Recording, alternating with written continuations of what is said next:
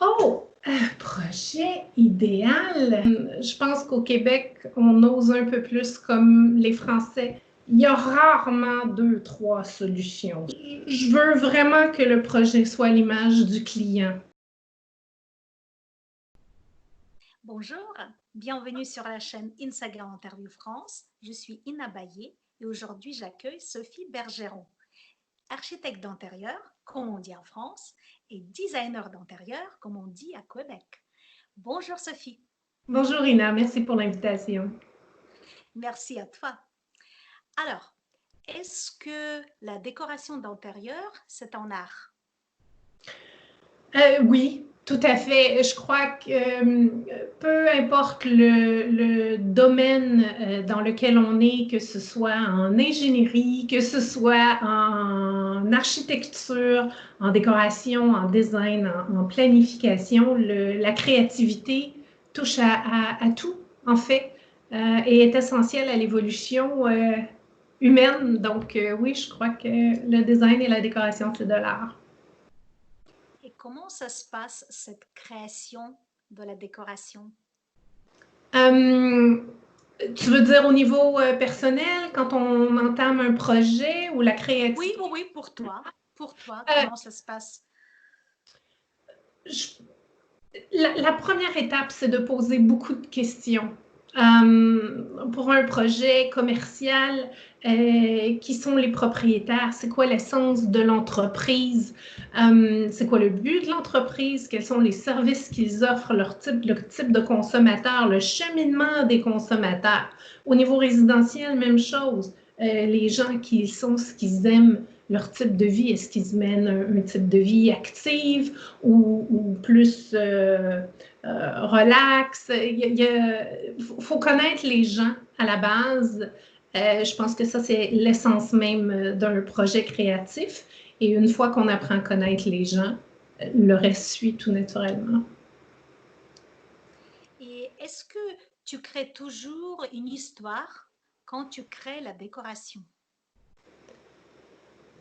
Je ne crois pas créer une histoire comme telle. J'aime tisser des liens entre la beauté de l'intérieur, ce qu'on crée, et ses occupants. Je pense que c'est ça le plus essentiel.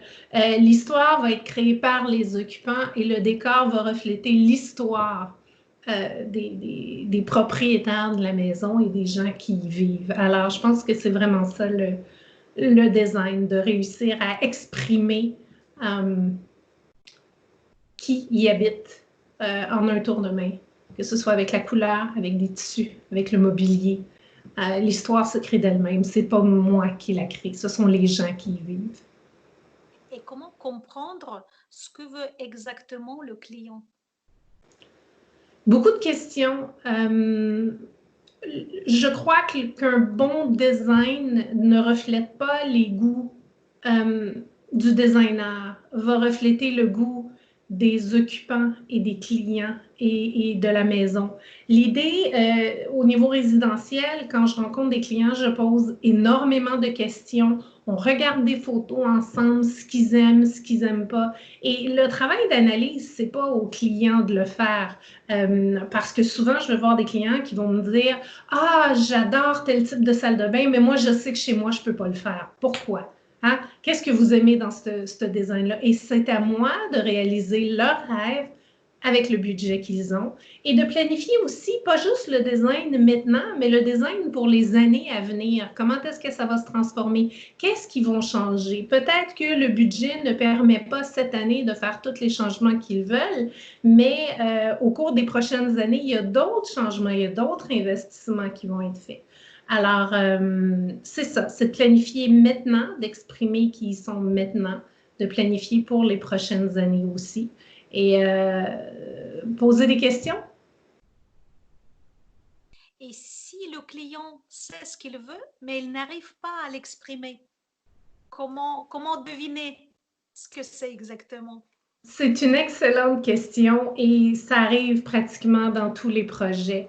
Euh, Parfois, le client ne sait pas l'exprimer ou le client n'a pas le bon vocabulaire pour l'exprimer ou Le vocabulaire est bon, mais il peut être entendu de différentes façons. Je te donne un exemple. Si je te parle du style rococo, tu as une image dans ta tête. Peut-être que cette image-là est complètement différente de l'image que moi j'ai dans ma tête et pourtant c'est le même mot. Alors, ce qui est important de faire pour apprendre à bien connaître son client, je demande souvent à mes clients de bien se préparer, pas de faire des recherches exhaustives, d'avoir un gros dossier, mais de me partager des images de ce qu'ils aiment et de ce qu'ils n'aiment pas, sans nécessairement faire un gros travail de recherche. Sinon, moi, j'apporte des images avec moi quand je connais le projet et je leur montre certaines images et je les analyse, je les regarde eux quand ils regardent cette image-là et je leur pose des questions. Ils vont me dire oui, j'aime ça, non, j'aime pas ça. Et souvent, la couleur a beaucoup à voir avec leur premier réflexe. Ça, j'aime ça, j'adore ça, ce type d'agencement-là, mais j'en veux pas chez moi. OK, bon, qu'est-ce que vous aimez de cet agencement-là? Et souvent, ça va être un détail architectural qui revient, ça va être des petits détails comme ça, et c'est en posant énormément de questions qu'on arrive à vraiment bien cerner le désir du client et ce qu'ils veulent recréer. Le design, c'est d'abord et avant tout un gros travail d'introspection. Nous, on a les outils pour le faire, cette introspection-là, mais c'est plus facile pour quelqu'un de l'extérieur de le voir et de le cerner. Et qu'est-ce qui est souvent le point de départ? Est-ce qu'il y a un objet, une image, une couleur?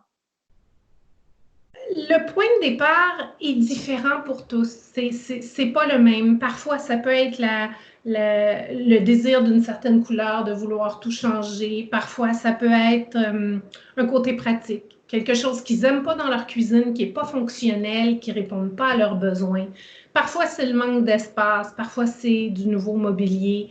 Les raisons et les coups de cœur sont différents pour chacun.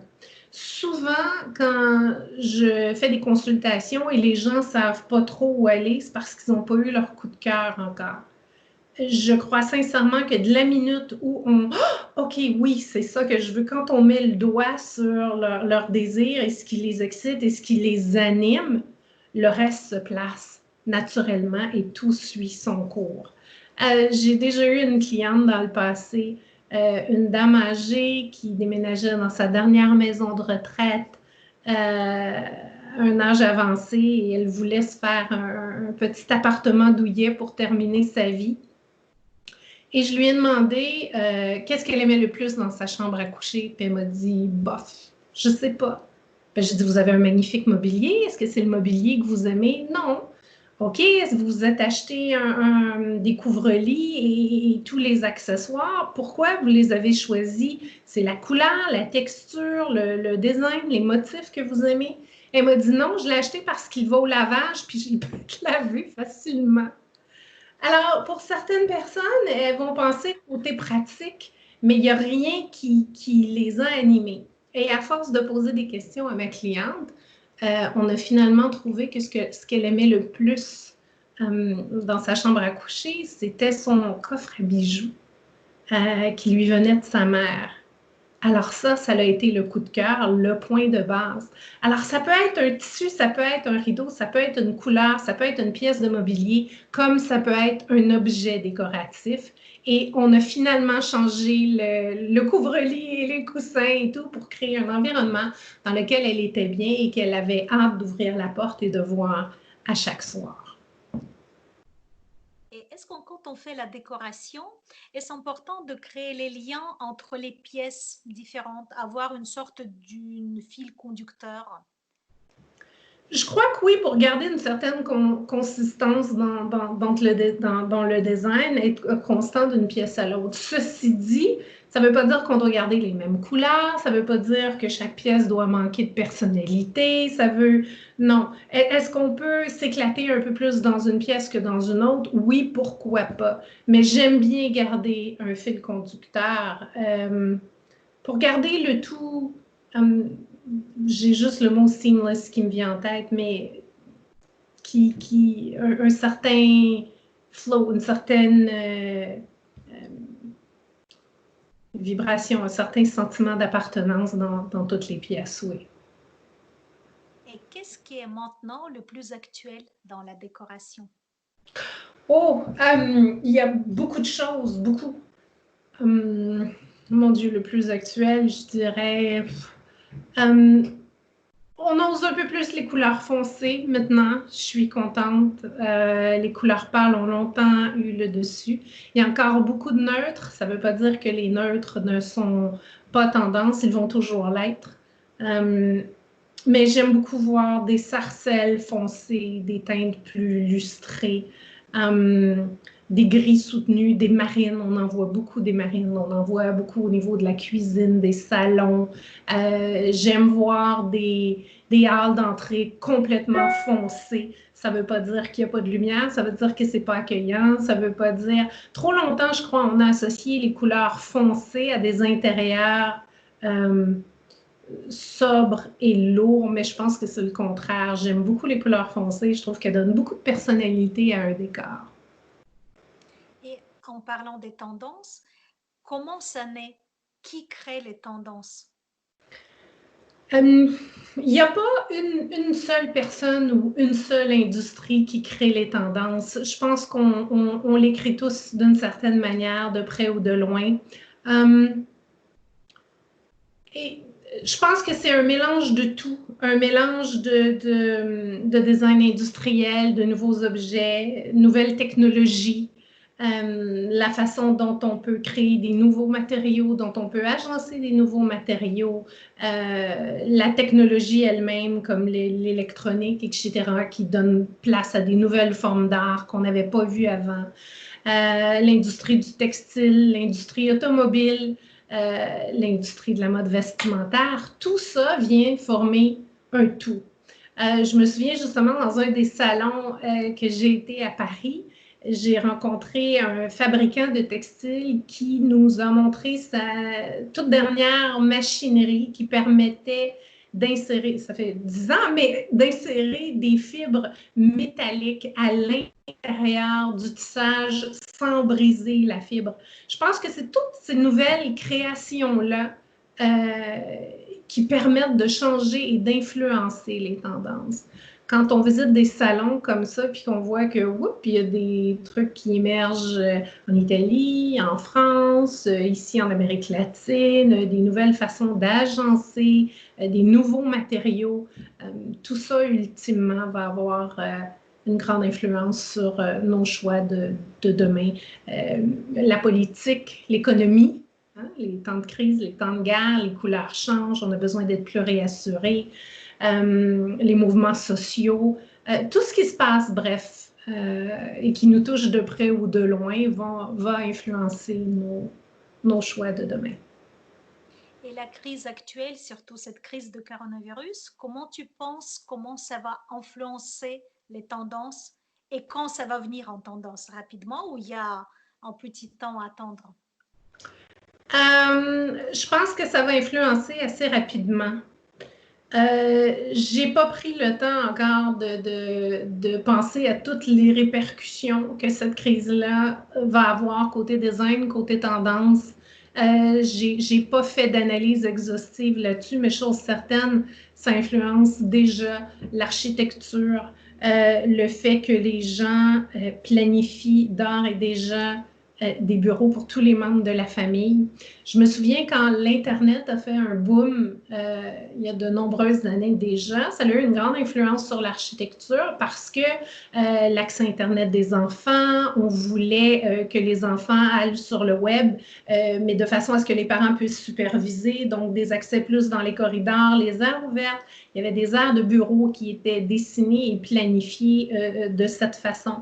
Maintenant, avec l'école à la maison, une famille qui a 2, 3 enfants, où est-ce que les enfants sont tous ensemble et vont avoir des cours via le web, ça devient vraiment compliqué.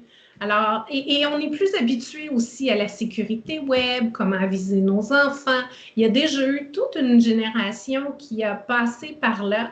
Et je pense que c'est plus naturel maintenant pour les parents d'expliquer aux enfants comment faire attention. Donc, je pense que là, ça va peut-être être le revers où est-ce que les enfants vont tous avoir besoin d'un petit espace dans lequel ils vont pouvoir faire leurs travaux en n'étant pas trop loin des parents pour que les parents puissent surveiller. Puis même chose pour les parents. Je parlais à des constructeurs maintenant qui me disaient que les ventes d'air climatisé ont doublé cet été parce que les gens voient que de plus en plus, ils vont devoir travailler de la maison et ils veulent être confortables pour le faire. Alors, ce n'est pas tant juste dans l'architecture que dans la planification, que dans... Tout ça va avoir de grandes répercussions sur nos vies, disons-le. Ouais. Et dans les couleurs, tu penses que ça va se refléter comment? Est-ce que ce seront les couleurs dans lesquelles on se sent en sécurité ou ça va quand même influencer et donc on aura un petit, les couleurs qui sont, je sais pas, donc qui reflètent une angoisse, une incertitude. Non, je pense qu'au contraire, on va avoir besoin d'être rassuré, d'être bien. On va vouloir se créer des intérieurs chaleureux, confortables. Pour ce qui est des bureaux à la maison, ça va dépendre. Peut-être que les gens ont besoin d'être plus stimulés. Alors peut-être qu'il va y avoir quelques couleurs un peu plus vives, mais dans l'immédiat, je pense que ça va être des couleurs plus neutres, plus intemporelles, plus chaleureuses. Et après, il va y avoir un développement plus spécifique. Maintenant, on est plus en réaction. On a besoin de se créer un endroit. Il est plus planifié de façon à répondre à un besoin plus immédiat. Le développement va se faire dans les années, dans les mois à venir, là, côté couleur, côté... ouais. Et est-ce que les tendances, ils ont leur cycle de vie? Par quel domaine ils arrivent et après comment ils continuent? Donc, est-ce que ça arrive par l'industrie, l'art, la mode ou comment ça se passe? Ça arrive de partout.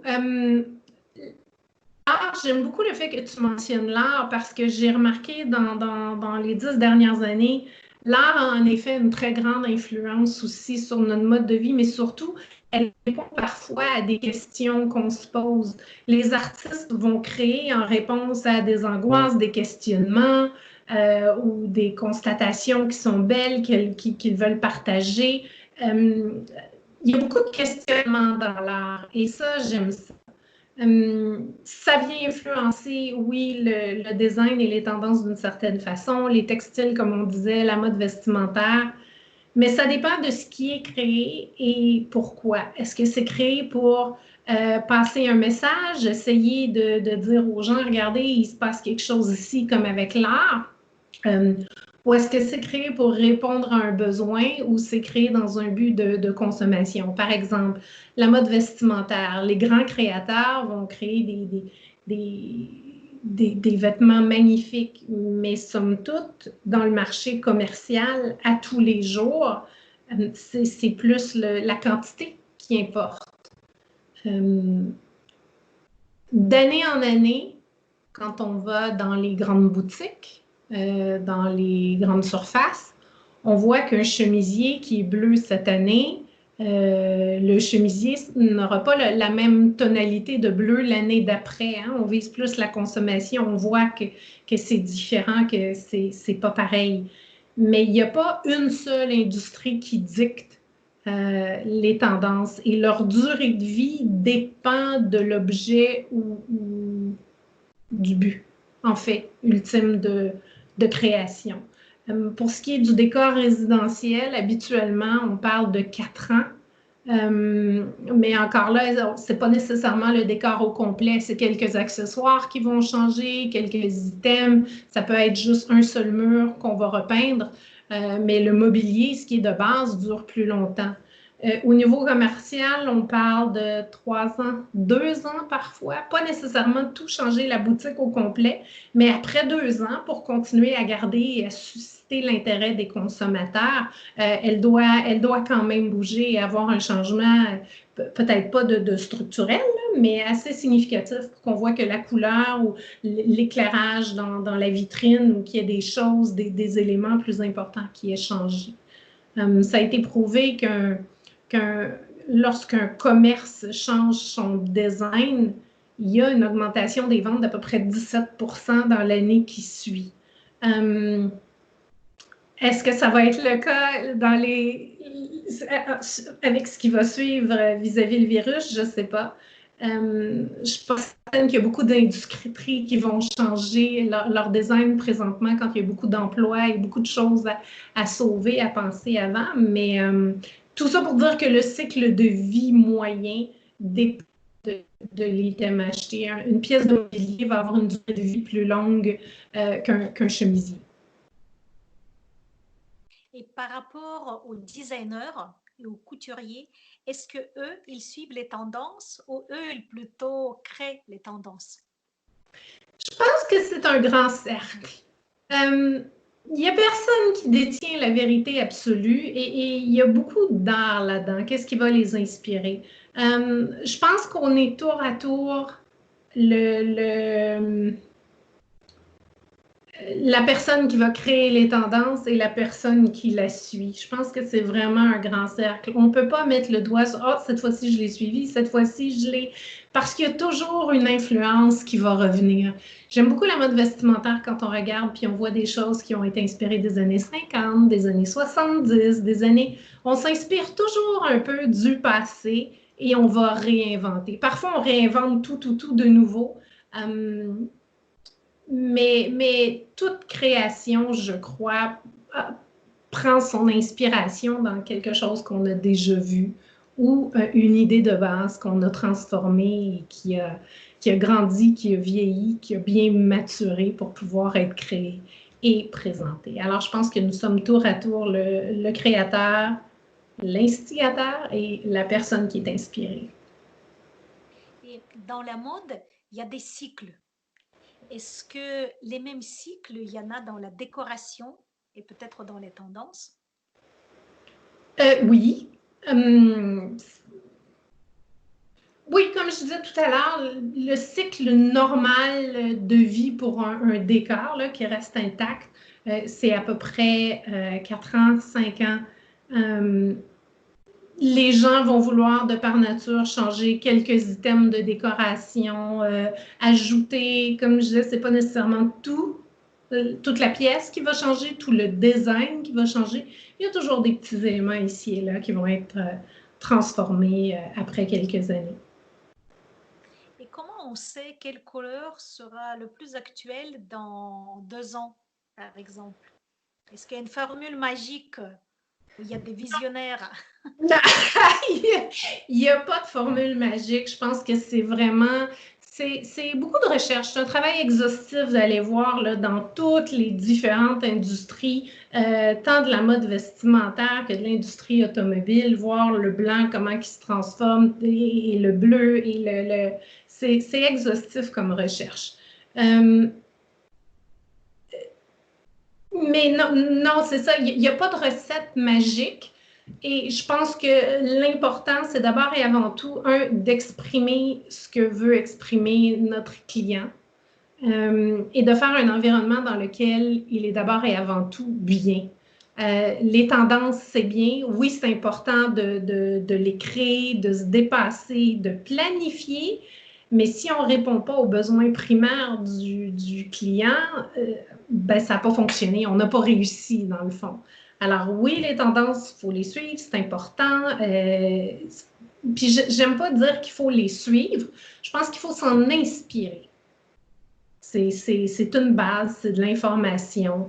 Ce sont des photos, des styles, des choses qu'on aime, qui nous inspirent. Donc, on s'en inspire et on recrée pour notre client, mais personnalisé pour lui, ses besoins, ses goûts.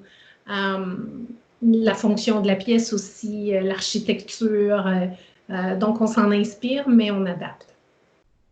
Pour terminer avec les tendances, est-ce que les tendances et les tendances des couleurs sont universelles partout? Parce que quand même, chaque pays est différent, il y a les cultures différentes, il y a des significations, même des couleurs différentes. Mais Oui. est-ce que c'est universel, les tendances? Oui et non. Il y a le côté influence. c'est-à-dire qu'un artiste qui va cartonner chez vous en France et qui va très bien fonctionner ici va laisser sa trace, son inspiration. Même chose aux États-Unis, que ce soit l'industrie du cinéma, de la musique, de la mode, les automobiles. Donc, il y a cette influence-là qui est partout. Mais comme tu le disais bien, chaque culture est différente. La couleur n'a pas la même signification partout. Et il y a un côté pratique aussi à la couleur qu'il ne faut pas oublier. Par exemple, les couleurs terracotta sont très populaires dans le sud des États-Unis et vont toujours l'être. En Arizona, par exemple, j'ai fait des boutiques là-bas où est-ce que le sable de l'extérieur a une teinte orangée. Alors, pour un côté pratique, il y a encore des planchers avec une sous-teinte orangée parce qu'on voit moins la poussière, parce qu'on voit moins le sable qui entre à l'intérieur. Donc, c'est un exemple peut-être un peu particulier, mais c'est juste pour démontrer à quel point, oui, les tendances sont importantes, mais il y a aussi une réalité à laquelle on doit faire face. Même chose dans les pays plus chauds, où est-ce qu'on va utiliser des matières plus froides, des marbres, où est-ce que les textures sont plus rafraîchissantes versus un pays plus nordique, où est-ce que là, la chaleur du bois devient un peu plus importante.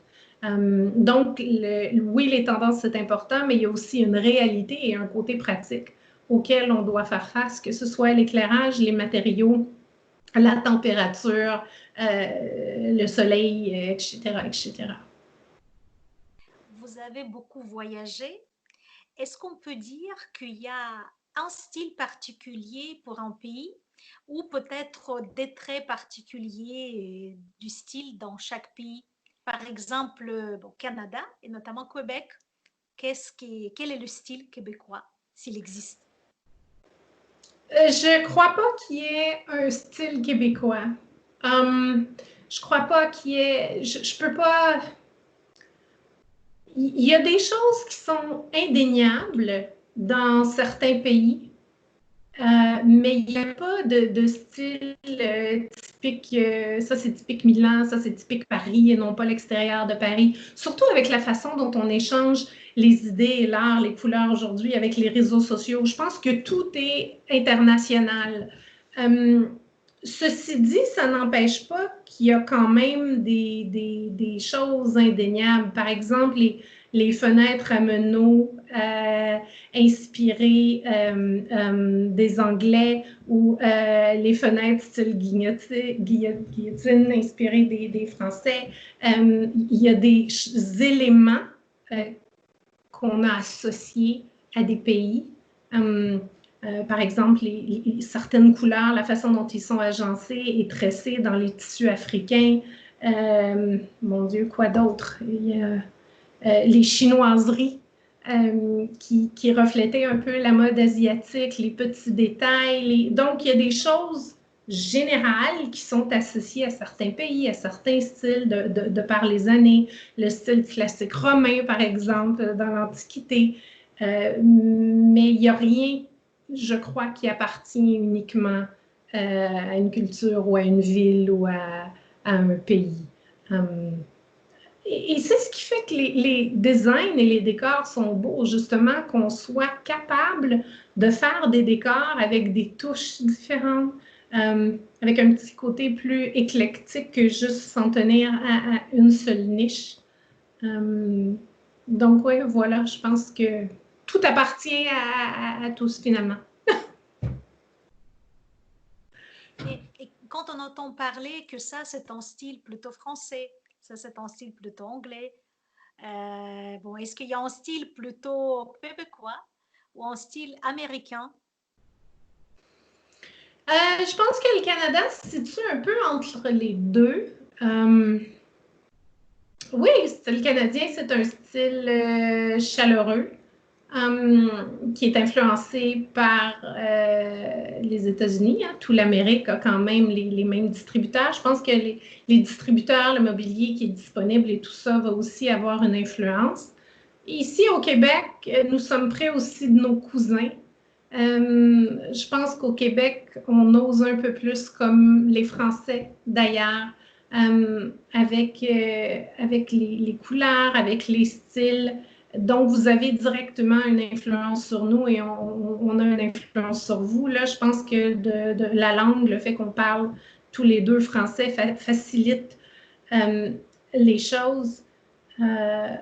Mais au-delà de ça, oui, je pense que c'est surtout l'accessibilité du mobilier qui va d'abord primer, à moins qu'on le fasse faire sur mesure, ce qu'on peut faire aussi.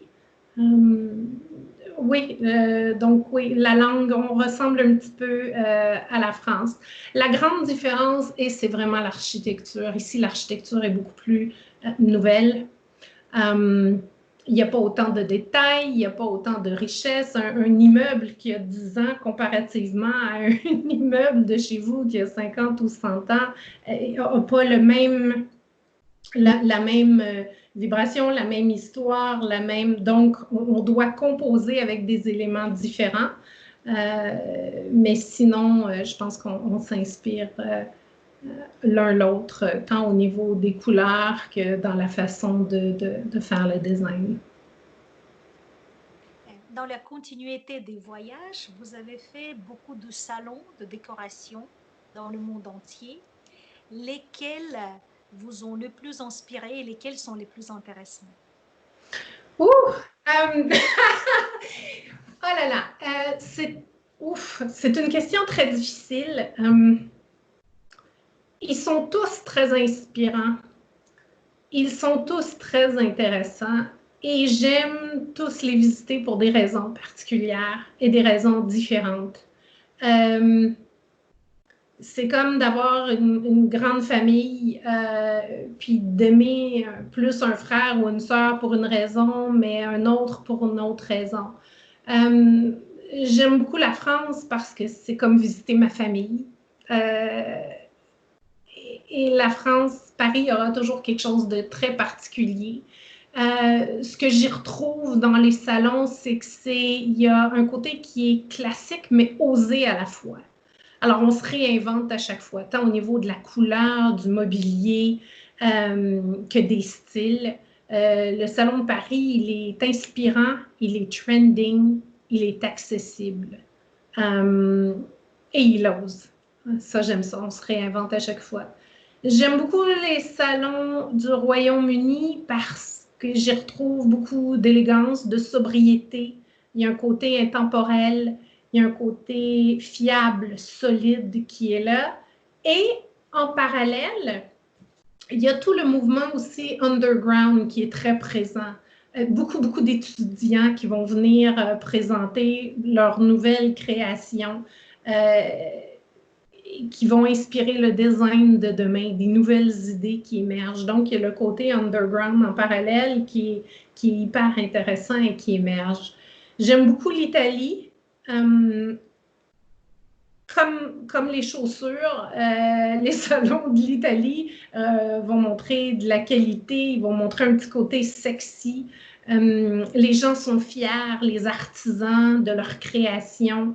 Ils sont très bons dans les détails aussi, ils sont accomplis, des artisans accomplis. Pour ce qui est de la Chine, le design en Chine, il y a des designs qui sont très traditionnels, qui sont fiers, qui sont forts, qui sont colorés. Et en parallèle, il y a des designs beaucoup plus doux, où les détails sont somptueux. L'Amérique latine, elle est ouverte, elle est créative, elle joue beaucoup des couleurs, des textures, elle est joyeuse, il y a une belle joie de vivre qui est là. Elle est accessible et réconfortante à la fois. Alors, ils sont tous inspirants et j'aime tous les visiter pour différentes raisons.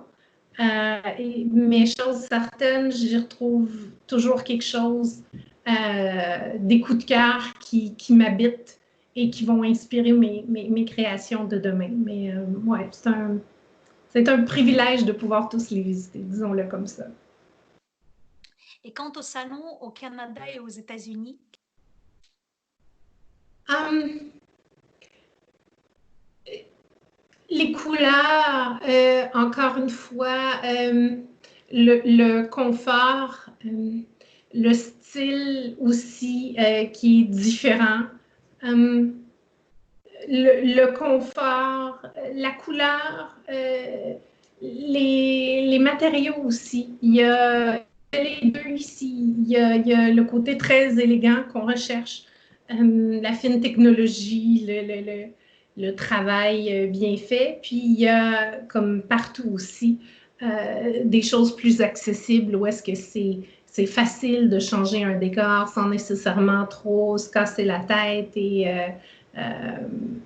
donc oui, il y a des très beaux salons ici aussi que j'aime visiter avec beaucoup de créativité. Il y a beaucoup de créativité aussi en Amérique du Nord. Et on parlait tout à l'heure du virus. Je fais juste revenir au virus. À chaque fois qu'il y a eu des crises économiques, des guerres, le mouvement qui suivait, parce qu'il manquait de matériaux, parce qu'on n'arrivait pas à fabriquer le mobilier de la même façon, il y a toujours eu des mouvements qui suivaient ces crises-là où il y a eu des records de créativité dans tous les domaines. En art, en réaction à ce qui s'était passé, donc on s'y retrouve, les gens ont besoin de s'exprimer, mais même chose pour le mobilier. On a créé des nouvelles façons de faire du mobilier, d'utiliser les matériaux de façon différente, le plaquage de bois qui a vraiment révolutionné l'industrie du mobilier. Et je pense que ça va être la même chose pour la période après-virus. C'est plus facile aujourd'hui de créer que ce l'était dans les années 30 et dans les années 50. Je veux dire, la fabrication et tout ça, la machinerie, c'est plus facile. Mais je suis certaine qu'on va voir une émergence créative dans différents domaines et j'ai très hâte de voir ce qui s'en vient. Oui, ça va être très intéressant. Oui, ouais, j'ai très hâte de découvrir tout ça, de voir aussi l'impact que ça va avoir eu dans tous les domaines. Alors, à voir, à suivre. Et quant à toi et ton inspiration, où tu trouves ton inspiration? Euh, J'aime beaucoup les magazines d'architecture, de design.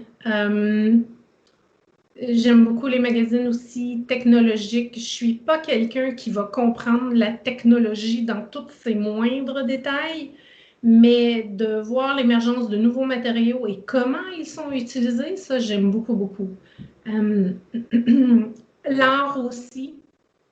Je suis inscrite à plusieurs newsletters, pardon, des services où est-ce qu'on parle de différentes créations. Et je ne veux pas juste regarder les magazines de décoration et voir les changements. J'aime aller plus loin et je pense que ça se reflète aussi dans mes créations. Je vois qu'il y a différentes façons de procéder avec les matériaux et je peux voir l'impact que ça va avoir dans les prochaines années. Alors ça, j'aime beaucoup ça. J'aime aussi voir les créations des gens, ce que les gens font à la maison. J'aime m'inspirer des autres designers, puis je célèbre leur créativité parce que je pense qu'on se nourrit tous de près ou de loin. J'aime voyager, rencontrer des designers d'ailleurs. J'aime rencontrer des compatriotes d'ici il y a d'excellents designers ici au Québec, au Canada, aux États-Unis, comme en France. J'ai eu la chance de te rencontrer, d'en rencontrer quelques-uns en Europe. Et je pense que c'est ça, on se nourrit tous les uns les autres en présentant nos différents projets et j'aime ça beaucoup. Le choix de ton métier, ça a été évident pour toi? Étonnamment, non. Adolescente, je me posais beaucoup de questions. Et puisque j'étais vraiment pas bonne en dessin, je pensais que l'art, c'était pas pour moi parce que je me disais, j'arrive pas, je suis pas bonne en dessin. Donc, je me suis dit non. Tout de suite, j'ai abandonné l'idée. Alors, je me suis dirigée vers le théâtre, je me suis dirigée vers la psychologie, Ensuite, j'ai pensé à la biochimie, mais c'était clair que c'était pas pour être ça, c'était plus pour un côté pratique. Quand je me disais, OK, j'ai besoin d'avoir un travail sécuritaire, un travail qui est payant, puis j'étais tellement perdue. J'ai été voir un orienteur, j'ai fait plusieurs séances, plusieurs tests, et les tests étaient tous unanimes. Je devais me diriger vers l'art. Et ma première réaction quand j'ai vu tout ce qu'il y avait et que c'était design et créativité, je me disais, ça n'a pas de sens, je ne sais pas dessiner. Et l'orienteur m'a répondu, tu vas l'apprendre. Et c'est vrai, on apprend à dessiner. Je ne suis pas la meilleure pour mon fils lui dessiner un beau petit dessin d'animaux ou de... Mais le dessin technique, ça s'apprend. Comment faire des croquis, ça s'apprend. Et je l'ai appris. Donc oui, c'était pas du tout dans mes choix. Un peu comme un client. Quand on va voir un client, le client sait ce qu'il aime, mais il n'a pas nécessairement fait tout le cheminement qu'il doit faire pour arriver à avoir ses réponses. Ben, c'était la même chose pour moi et mon choix de carrière. Mais après avoir vu l'orienteur, je savais, j'étais convaincue que c'était ce que je devais faire et je n'ai pas regretté mon choix du tout, du tout. Est-ce que c'est compliqué d'être en designer d'intérieur? Compliqué dans quel sens? Dans tous les sens. Est-ce qu'il faut beaucoup travailler? Est-ce que c'est facile à avoir des clients, à créer des projets? Est-ce que ça rapporte bien? Oui et non. Tout dépend de ce qui nous passionne et de ce qu'on veut en faire de ce métier-là. Le design, un peu comme en France, a différents niveaux. Est-ce que je suis quelqu'un qui est très, très bonne au niveau technique et est-ce que j'aime faire des plans, des résolutions 3D sur AutoCAD, régler des problèmes pas de structure, mais bon, qui vont plus avoir avec la ventilation, des trucs électriques, de la plomberie, ou il y a des gens qui font toute la formation de design, mais qui préfèrent rester dans les couleurs, les textures, les tissus, la lumière. Donc, tout dépend de ce qu'on veut en faire, de ce métier. Ça peut être facile, ça peut être difficile. Je pense pas que les clients tombent du ciel facilement. C'est un travail comme un autre où est-ce qu'on doit se démarquer et trouver notre niche. On peut faire de la représentation de produits, on peut travailler dans des boutiques, on peut être à son compte, on peut travailler pour des firmes d'architecture, tout dépend de nos choix et nos goûts personnels et de ce qu'on a envie de faire avec notre carrière. Quel projet tu préfères? Résidentiels, commerciaux ou mix? Je les aime tous, honnêtement. Ce que j'aime surtout, c'est quand on va mettre ma créativité au défi. Je crois que je suis très forte en résolution de problèmes et je pose énormément de questions.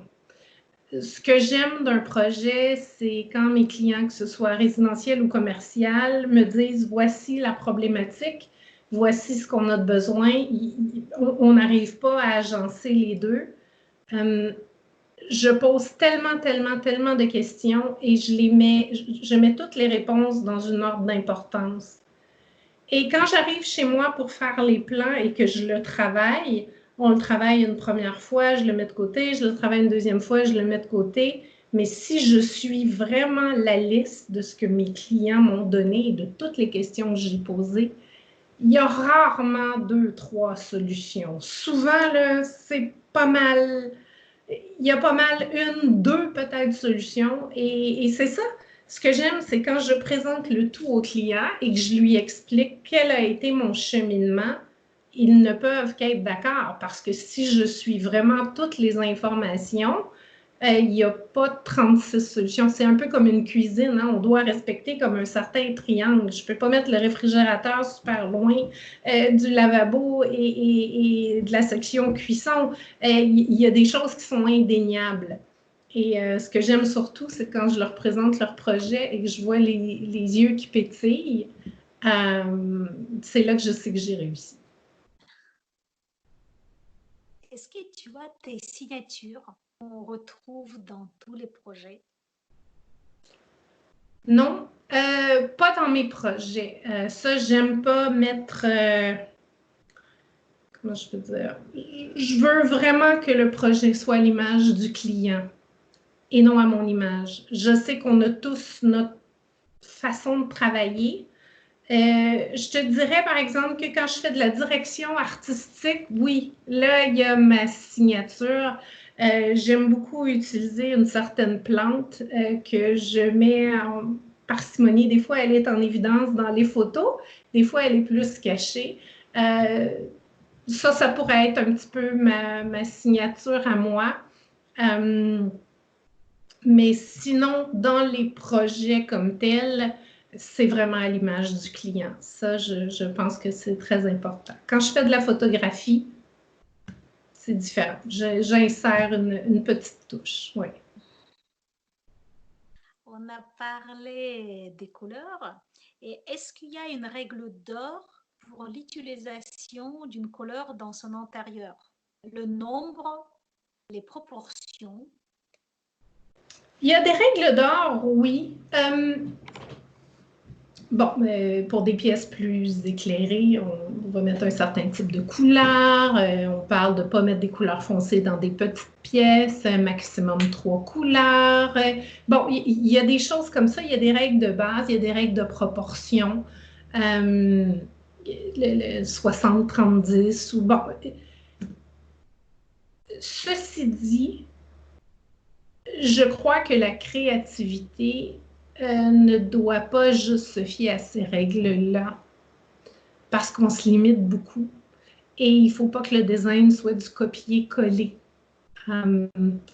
Et si on a envie de faire un design plus éclaté, si le bonheur qu'un certain style peut nous procurer, même si la pièce semble plus petite, pour moi, le jeu en vaut le coup. Ça vaut le coup de briser ces règles-là si ultimement on arrive à répondre à un besoin du client et que le client, au final, est hyper heureux.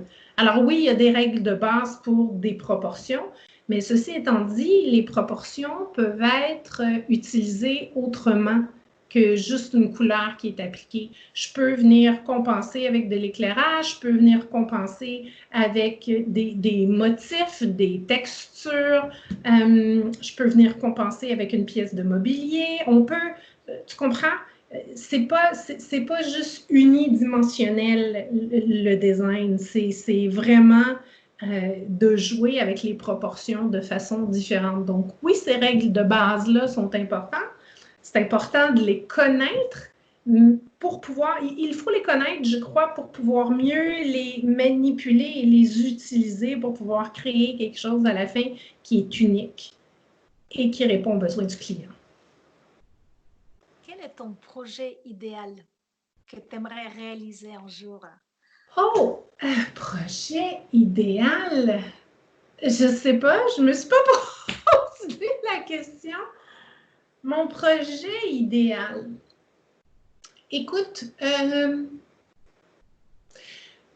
pour moi, là, juste pour moi, j'aimerais m'acheter un jour un vieux chalet et le revamper. Juste pour moi, me faire plaisir, pas pour moi, pour y vivre. Ouais, j'aime un projet qui maturait au fil des années, que je pourrais prendre le temps ouais, de revamper au complet. Et je parle pas juste la décoration, je parle la structure, tout, tout, tout, tout. Ouais, ça, pour moi, ce serait, j'aimerais ça. Une deuxième résidence. Que les rêves se réalisent. Oui, oui, trouver quelque chose de très vieux, mais avec un certain cachet et de le mélanger au moderne, là. Pas juste construire à neuf. Quelque chose qui a du caractère et qui parle. On verra. Je l'envoie dans l'univers, tiens, j'ai jamais pensé jusqu'à maintenant, mais je l'envoie dans l'univers. Entendu. Merci beaucoup, Sophie. Merci beaucoup, Ina. C'est un plaisir. Merci à tous et à toutes d'être avec nous. Abonnez-vous à la chaîne Insaga Interview France. Mettez vos likes. Posez des questions. Sophie pourra vous répondre. Et restez avec nous parce que la prochaine fois, mes invités seront aussi intéressants qu'aujourd'hui. Au revoir et à très vite.